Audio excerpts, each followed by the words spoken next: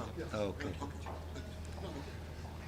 Well, good morning, everyone. As you see, this is a large delegation. In fact, all the members of the Organization of Islamic Conference decided in a meeting to have a press conference to show, number one, the unity of the group, as we have done in the past with regard to the Arab group, to show that the group is united in demonstrating solidarity and support to the Palestinian people and demanding the implementation of the resolution in the General Assembly calling for the three objectives that we are united around.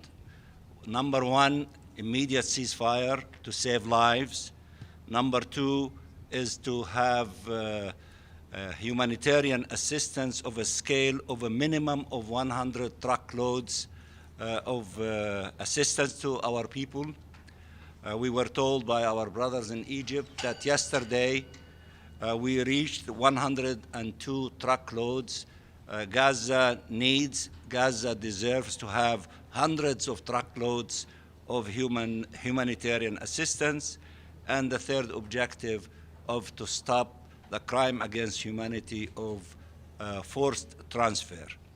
So that we decided in the OIC that we will continue our collective effort in so many different ways to speak to you as a media, to do things inside the different committees of the United Nations, because there are votings on resolutions related to Palestine, to show support and endorsement as usual, but this time more forcefully.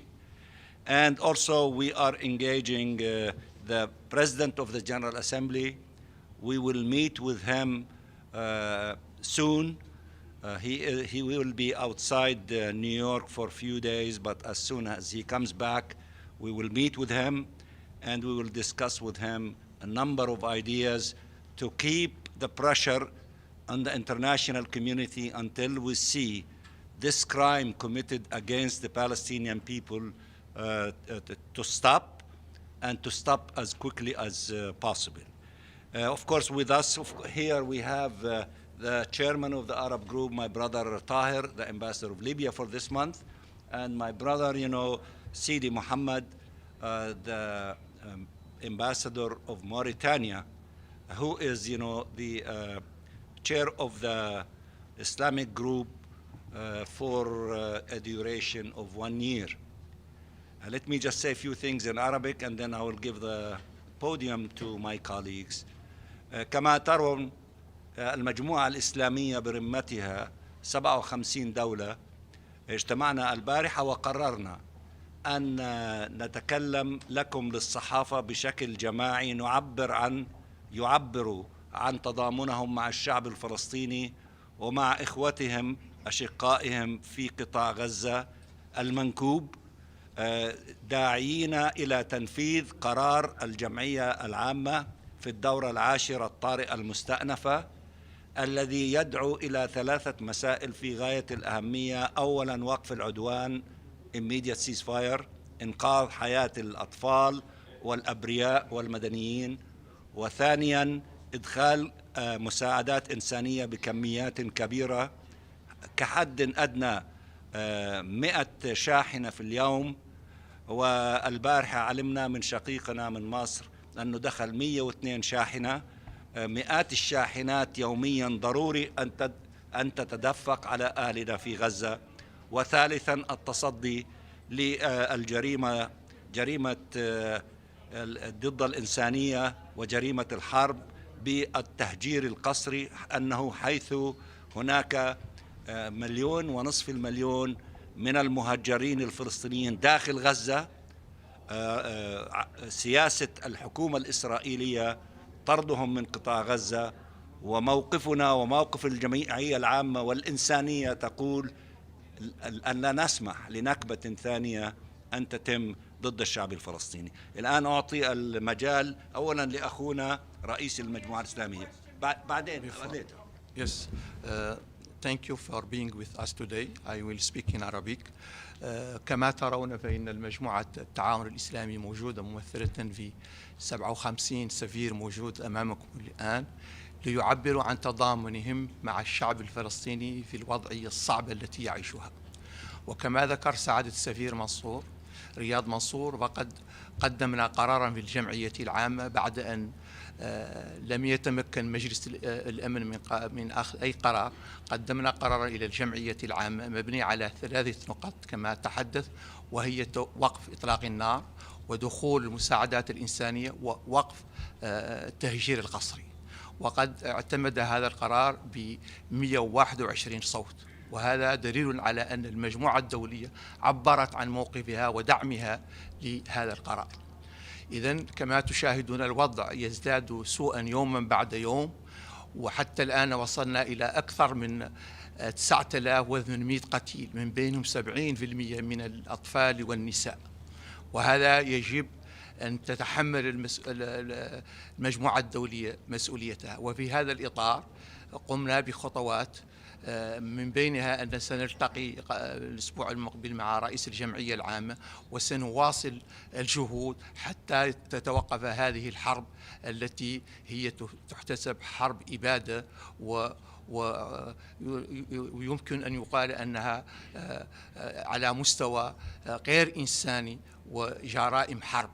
إذن والتقينا البارح مع رئيس مجلس الأمن السفير الصيني، وتحدثنا معه حول هذه الموضوع، وسنواصل العمل إن شاء الله حتى تتوقف هذه الحرب العدوانية الجريمة ضد الشعب الفلسطيني.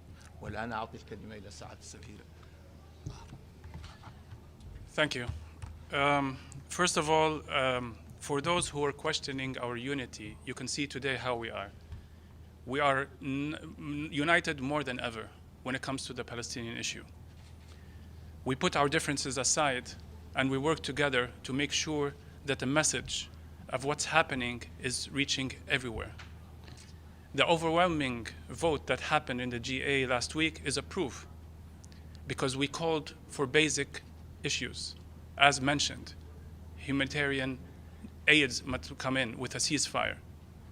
The stop of forced transfer must happen. In the same time, we are kind of questioning why those countries who are silent, who are seeing these atrocities, over 9,000 civilians killed, 3,000 of them children, why are they silent? Why is there double standards? Why is the message different when the Ukraine conflict happened? That's a question that the world is asking. Therefore, today, it's time to work together to save lives. There's no justification to bomb refugee camps like Jabalia twice. There's no justification to target hospitals under what's so-called the right to defend. Therefore, depriving more than 2 million Palestinians from food, water, and fuel is a war crime. It's not questionable because it's killing everyone. The number of those who are under the rubble now, children and women, are over the thousands. Mr. Lazzarini visited Gaza, and we were hoping to hear from him today in the briefing by OCHA, but it didn't happen. But let me quote what he said when he visited there. He said, "Our calls are falling on deaf ears. A humanitarian ceasefire is long overdue. Without it, more people will be killed. Those who are alive will endure further losses, and the once vibrant society will be in grief forever." That's his words. Dehumanizing Palestinians is not acceptable. We're all humans, and all lives matter. And I'm wondering, where are the voices of human rights activists, special envoys on what's happening? Where are the human rights and when it comes to women and children in conflict? We hear that all around. Where is it today? And why we're not hearing those voices anymore? We heard messages or voices on humanitarian pauses. We're calling for ceasefire. It's not a movie to be played to stop what we want and leave people die. a ceasefire must be called, and must be called now. And this narrative of everything started only on October 7th is false. This is 7 decades of struggle. So if we don't put things into context and we don't fix the root cause, we'll remain always in this vicious cycle and more innocent lives will be lost. We as an Arab group and with the Islamic group will continue our meetings with all different levels, with the Secretary General Office, with the PGA, with the Security Council, and with the other entities. Our goal now is on those 3 basic issues. And most importantly, nothing can be resolved without an immediate ceasefire. Thank you. My question to those of you who do have relations with Israel, do any of you plan to follow Jordan's lead and recall your ambassadors or sever your relations with Israel like some countries in Latin America have done? I will leave it to those whoever wants to address this issue. In the meantime, while they're thinking before they respond, Pam. Thank you very much, Ambassador. What, in your words, is stopping the UN Security Council from having a consensus document? And Martin Griffiths this morning told diplomats that what happened in Israel and what's happening now in the Palestinian territories is a stain on our collective conscience. Do you agree with that statement? And what's stopping the Security Council? Thank you. First of all, I agree it is a stain. And also I agree with him when he addressed the Security Council about 10 days ago, along with Lazzarini and Lynn Hastings, in which the 3 of them agreed collectively on the need for an immediate ceasefire. We agree also with the Secretary General when he asked for a humanitarian ceasefire, whatever that means, but it is a ceasefire, in order to save lives and to allow for humanitarian assistance to get inside the Gaza Strip. With regard to the Security Council, I think my brother Tahir explained the hypocrisy and the double standard of using different sticks of measurements when it comes, for example, to Ukraine. But when it comes to the situation in the Gaza Strip, they look the other way around. They give Israel, under the so-called the right to self-defense, to continue with these crimes against the Palestinian people. In fact, their proposal for pauses, it means that they are not saying that the war should stop, but keep killing, but give them few hours to allow for some humanitarian aid. We reject that. The General Assembly rejected that. And we are knocking at the door of the Security Council to implement the resolution that was adopted in the General Assembly. So the divisions and the paralysis of the Security Council for issues as the case of Ukraine reflect itself in making it paralyzed and not to elevate itself to the responsibility that they should undertake, called for in the Charter of the UN, to maintain international peace and security, and they are not doing that. To maintain international peace and security when there is war, the first thing that they should do, ceasefire, stop the war and deal with that situation. And because they want some who have veto power, want Israel to continue with this crime and to leave it completely to Israel to decide when they will stop, then therefore the Security Council is unable to act collectively. Nevertheless, we will continue knocking on the door of the Security Council, the President of the Security Council, as we've met with him yesterday, all members of the Security Council, so that the Security Council to shoulder its responsibility. But in the meantime, the General Assembly spoke while the Security Council is taking a nap and paralyzed, and we hope that the entire international community to accumulate enough pressure so that those who are giving this license to Israel to continue killing thousands of Palestinian civilians, thousands of Palestinian children and women, and having, collective punishment of denying our people in the Gaza Strip of fuel for electricity, denying them food, medicine, water.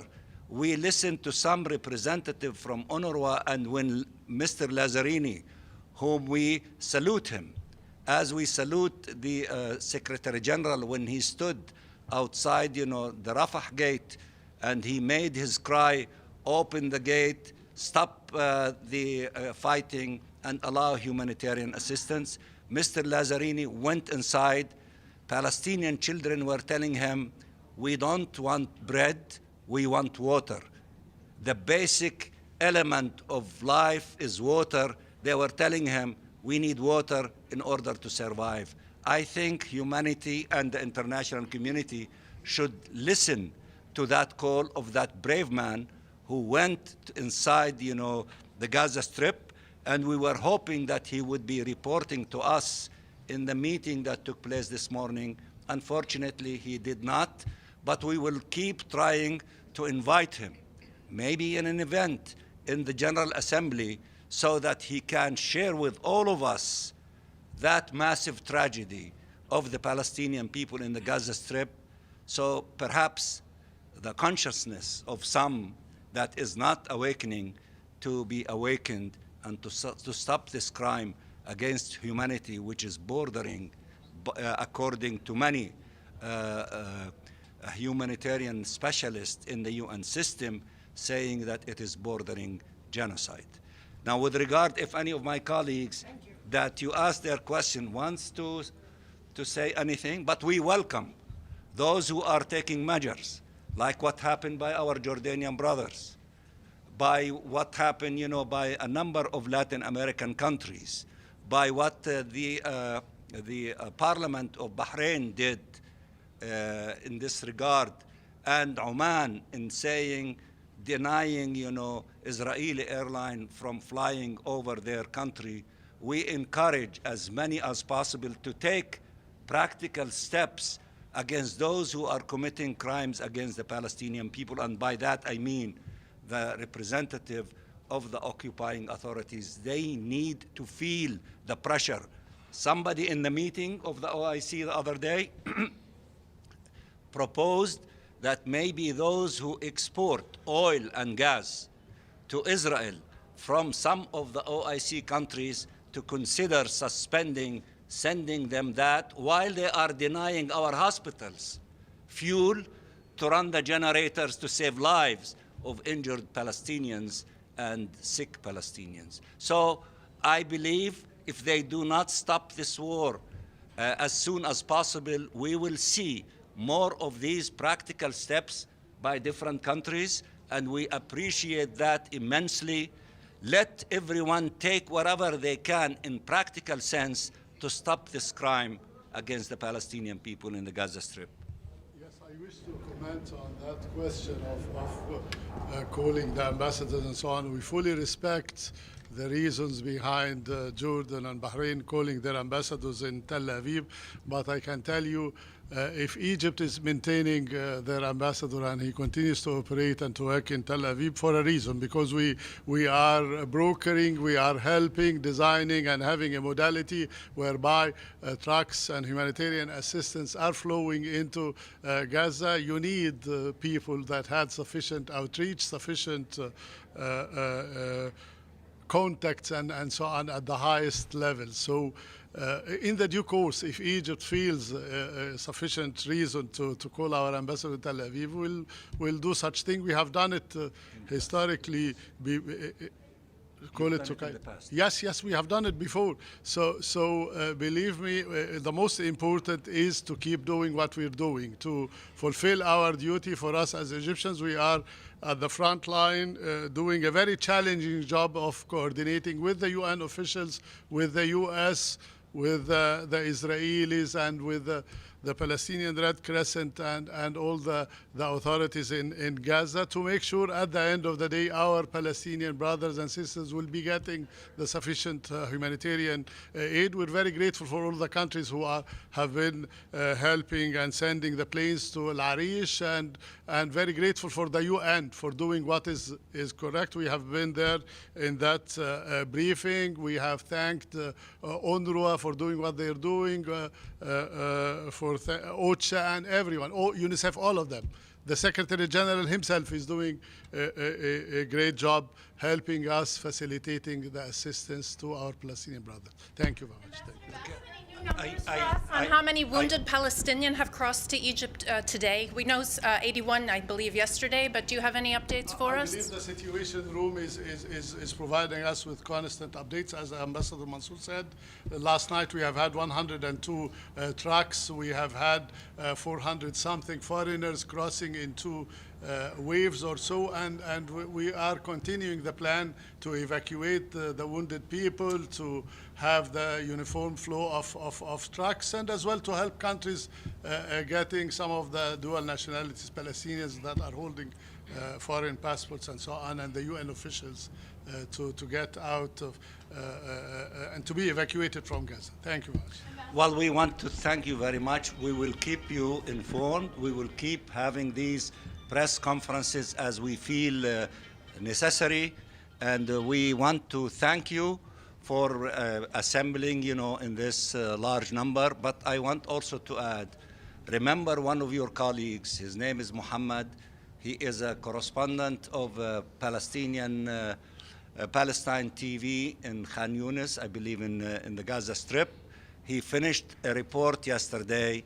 He went home and his house was bombed. He was killed along with 10 or 11 members of his family. Remember him, honor him, and defend journalists, because it is our duty and the duty of the international community to defend journalists as they defend also children and women and civilians during the time of war. But there are your colleagues, Palestinian journalists. The last one is, Brother Muhammad. May God bless his soul. He was killed along with his family yesterday in the Gaza Strip. We thank you very much. Ambassador, one more.